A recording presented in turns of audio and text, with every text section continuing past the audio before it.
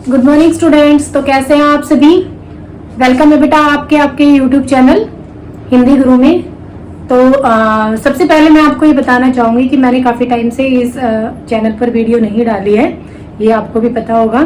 और अब मैं जो है इस चैनल को रिस्टार्ट कर रही हूँ, दोबारा से आपको इस पे वीडियो मिलेंगी, ठीक है। लेकिन सबसे पहले अभी जो मैं ये स्टार्ट कर रही हूँ, इसमें मैं आपको 10th की वीडियो मिलेंगी। 10th का सिलेबस जो है कवर कराऊंगी, उसमें लिटरेचर और ग्रामर दोनों पोर्शन रहेंगे। ग्रामर की वीडियो आपको पहले भी मिल जाएंगी, बट अभी मैं उस सिलेबस को दोबारा कवर भी कराऊंगी, ठीक है। तो स्टार्ट करते हैं। आपका जो 10th क्लास की 2 बुक हैं, क्षितिज और कृतिका, तो उसमें से हम पहले पढ़ेंगे क्षितिज के बारे में। तो क्षितिज के 2 पोर्शन दिए हुए हैं, एक है आपका गद्य भाग और एक आपका पद्य भाग। तो मैं अभी आपको पद्य भाग के बारे में बताऊंगी, पढ़ाऊंगी, ठीक है। तो पद्य भाग का जो फर्स्ट चैप्टर है वो है आपका सूरदास के पद।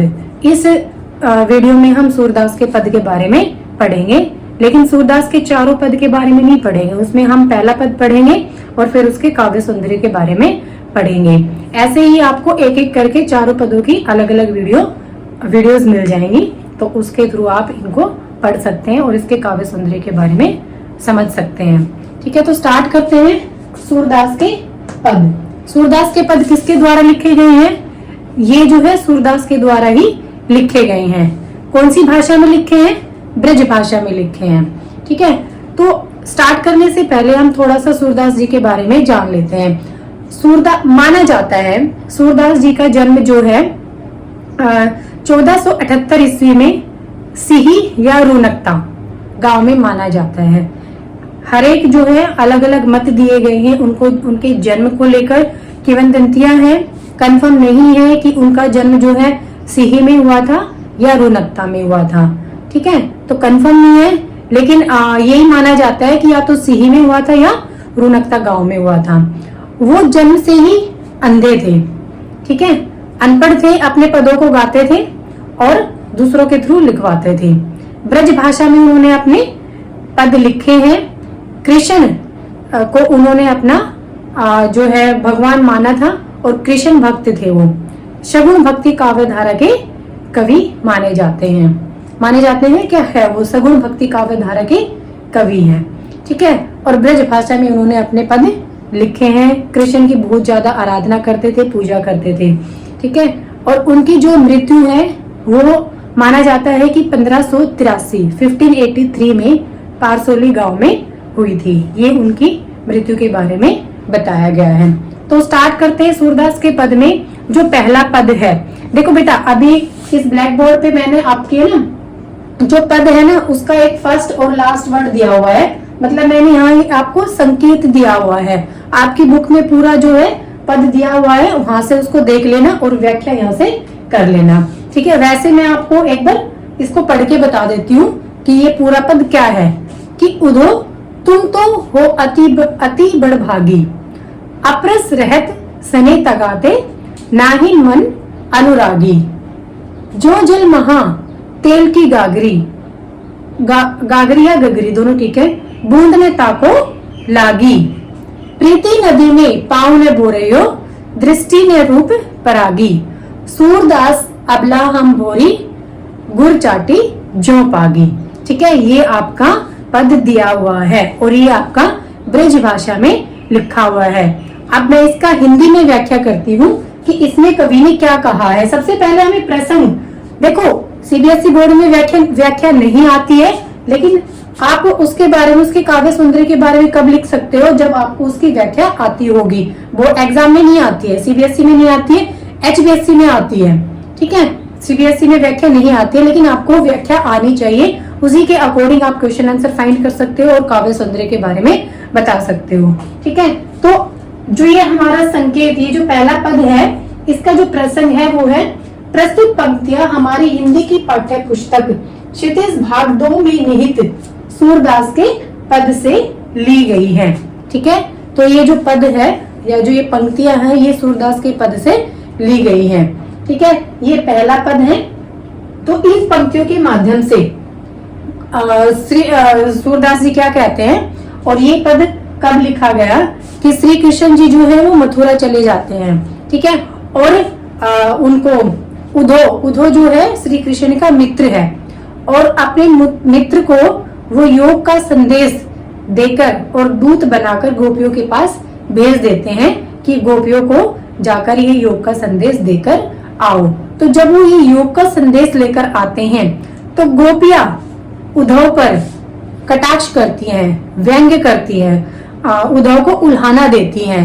क्या कहती है, देखिए पढ़ते हैं इसमें कि इन पंक्तियों में गोपियां श्री कृष्ण के मित्र उद्धव को उल्हाना देते हुए कहती हैं कि हे उद्धव, तुम तो बहुत भाग्यशाली हो, ठीक है, तुम तो बहुत ही भाग्यशाली हो जो अपने मित्र के पास रहकर भी उनके प्रेम को नहीं जान पाए।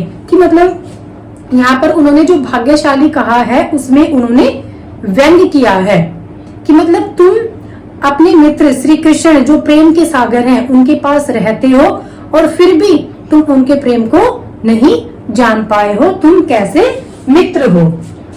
आप उस कमल के पत्ते के समान हो जो पानी में रहता है परंतु उस पर एक बूंद नहीं लग पाई। उद्धव को उन्होंने कैसा बताया है कि तुम उस कमल के पत्ते के समान हो, कि कमल का पत्ता हमेशा पानी में रहता है लेकिन उस कमल के पत्ते पर पानी की एक बूंद भी नहीं ठहरती है। तो उसी प्रकार से श्री कृष्ण का प्रेम तुम्हें छू भी नहीं पाया है। नेक्स्ट है, नेक्स्ट लाइन में कि जिस प्रकार तेल की मटकी को यदि पानी में डुबा दिया जाए तो उस पर पानी की बूंद नहीं ठहरती है। कि जिस प्रकार से अगर मटकी पर तेल लगाकर और उस मटकी को पानी में डुबा दिया जाए तो उस मटकी पर पानी की एक बूंद भी नहीं ठहरती है, तो तुम उसी प्रकार से हो कि प्रेम की नदी में रहते हो और फिर भी तुम्हें प्रेम की बूंद नहीं छू पाई है। तुम उसी प्रकार हो, तुमने श्री कृष्ण की प्रेम रूपी नदी में अपने पैर नहीं डुबोए हैं। पैर नहीं आएगा भाई यहाँ पर, ठीक है, अपने पैर नहीं डुबोए हैं। कि श्री कृष्ण जो प्रेम रूपी नदी है, यहाँ पर रूपक अलंकार है इसमें, कि श्री कृष्ण प्रेम रूपी नदी में तुमने अपने पैर नहीं डुबोए हैं और ना ही उनके रूप को निहारा है। मतलब तुम उनके प्रेम में नहीं पड़ पाए हो और ना ही तुमने उनको नजर भर के देखा है, ठीक है। लेकिन अब हम गोपियां तो भोली है। सूरदास जी गोपियों के माध्यम से लिखते हैं कि हम गोपियां तो भोली हैं जो उनके प्रेम में इस प्रकार लिप्त है, कि हम तो उनके प्रेम में उस प्रकार से लिप्त है जिस प्रकार चींटियां गुड़ से लिपट जाती हैं। तो उसी प्रकार से हम श्री कृष्ण के प्रेम में लिप्त हो चुके हैं और किसी भी प्रकार से हम उनके प्रेम से दूर नहीं रह सकते हैं। तो ये रहेगी इसकी व्याख्या। और अब मैं आपको इसके काव्य सौंदर्य के बारे में बता देती हूँ। यस बेटा, तो अभी मैं आपको बताऊंगी काव्य सौंदर्य के बारे में। काव्य सौंदर्य होता क्या है, ठीक है। देखो, काव्य सौंदर्य जो है पद्य भाग में होता है, कविताओं में होता है। जैसे दोहा हो गया, आपके पद हो गए, सवैये हो गए या कविताएं हो गई, ठीक है। तो उसी में होता है आपका काव्य सौंदर्य। काव्य सौंदर्य दो चीजों से बनता है, भाव सौंदर्य और शिल्प सौंदर्य। एक बार मैं आपको इसके बारे में बता देती हूँ कि किस प्रकार से आपका क्वेश्चन आता है और किस टाइप से आपको उसका आंसर देना होता है। कि देखो, अगर आपसे क्वेश्चन पूछा जाए कि इस पद का, जैसे पहला पद है और ये इम्पोर्टेंट पद है, ये सीबीएसई और एचबीएसई में क्वेश्चन पूछा जाता है। 99% जो है यही पद आता है, ठीक है। तो देखो, अगर ये काव्य सौंदर्य पूछा जाता है, ये आपका आता है 4 मार्क्स का क्वेश्चन आता है, ठीक है। अगर काव्य सौंदर्य पूछा जाता है तो आप उसमें हेडिंग बनाकर पहले भाव सौंदर्य की हेडिंग बनाएंगे। भाव सौंदर्य में आपको क्या करना है कि जो हमारी व्याख्या है उसमें से जो मेन उसको छोटा करके मेन चीजें जो है वो लिखनी होती है। जैसे उद्धव जो हमारे ये पहला पद है, अगर हम इसकी भाव सौंदर्य स्पष्ट करना चाहे तो कैसे लिखेंगे कि इसमें गोपियों ने उद्धव को उल्हाना दिया है, ठीक है। पॉइंट में लिख सकते हो या पैराग्राफ में लिख सकते हो, कैसे भी लिख सकते हो, एज यू विश, वो आपकी मर्जी है। लेकिन गलत कोई भी नहीं होगा, ना तो पॉइंट वाला गलत होगा और ना ही आपका पैराग्राफ वाला गलत होगा। पॉइंट लिखो तो कम से कम 4 पॉइंट बनाओ। तो भाव सौंदर्य क्या लिखोगे कि पहला पॉइंट मैंने बता दिया है कि इसमें गोपियों ने श्री कृष्ण के मित्र उद्धव को उल्हाना दिया है, ठीक है। उन्हें जो है कमल के पत्ते के समान बताया है, ठीक है। और गोपियां जो है, गोपियों ने खुद को भोली कहा है कि वो श्री कृष्ण के प्रेम में इस प्रकार से लिप्त है कि वो चाहकर भी उन्हें नहीं छोड़ सकती है। तो इस टाइप से आप उसका भाव सौंदर्य स्पष्ट करोगे। Is that clear? Okay. Next है आपका शिल्प सौंदर्य, ठीक है। तो शिल्प सौंदर्य कैसे लिखोगे, ये काव्य सौंदर्य का ही पार्ट है। सेकंड पॉइंट बनाओगे शिल्प सौंदर्य, ठीक है। तो इसमें आप 4 पॉइंट लिखोगे। व्यंग्यात्मक शैली का प्रयोग है। आपको भी पता है इसमें गोपियां जो है उद्धव पर व्यंग्य कर रही है, ठीक है, कटाक्ष कर रही है, तो व्यंग्यात्मक शैली का प्रयोग किया गया है। ब्रज भाषा का प्रयोग किया गया है। थर्ड है आपका अनुप्रास। अनुप्रास अलंकार का प्रयोग किसमें है? पुरैन पात, इसमें आपका अनुप्रास अलंकार है। रूपक, प्रीति नदी, इसमें रूपक अलंकार का प्रयोग है। उत्प्रेक्षा अलंकार, जो जल महा तेल की गगरी, उसमें आपका उत्प्रेक्षा अलंकार का प्रयोग है। तो इन तीनों अलंकारों का प्रयोग इसमें किया गया है, ठीक है। और भाषा जो है वो सरल व सहज भाषा का प्रयोग है। आप इसमें 4 पॉइंट याद कर लो, ज्यादा पॉइंट याद करने की जरूरत नहीं है, इतना ही इनफ होता है आपको याद करने के लिए। वैसे इसका शिल्प सौंदर्य और बन सकते हैं, लेकिन जो इम्पोर्टेंट है मैं वही बता रही हूँ, ठीक है, जिसमें जो वीक बच्चे हैं, एवरेज बच्चे, वो इजीली याद रख पाए इसको, ठीक है। तो ये आपका हो गया शिल्प सौंदर्य। अगर काव्य, फिर से रिपीट कर रही हूँ कि काव्य सौंदर्य आता है तो आपको दोनों की हेडिंग बना के काव्य सौंदर्य लिखना है।